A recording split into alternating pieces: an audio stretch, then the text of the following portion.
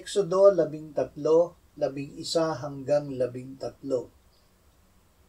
Kapag dinala ka na ng Panginoon sa lupain ng Kananeo, gaya ng ipinangako sa iyo at sa iyong mga ninuno, at pagkabigay niyon sa iyo, ibubukod mo para sa Panginoon ang lahat ng nagbubukas ng bahay bata.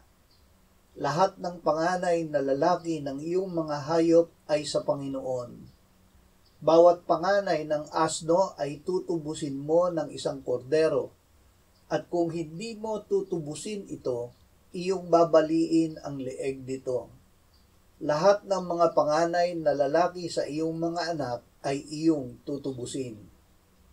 Ang pagtubos.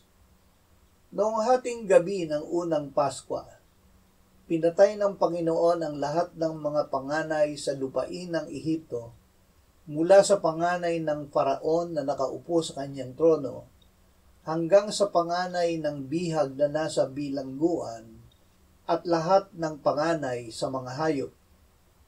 Dahil dito, lahat ng panganay na lalaki ng tao at hayop ng Israel ay sinabi ng Panginoon na kanya. Lahat ng panganay na lalaki ng hayop ay ihahandog sa Panginoon, maliban sa asno na marumi na upang maihandog ay kailangang tubusin ng isang kordero. Kung ang asno ay hindi tutubusin, babaliin ang leeg nito. Ang mga anak na lalaki ng Israel ay tutubusin din.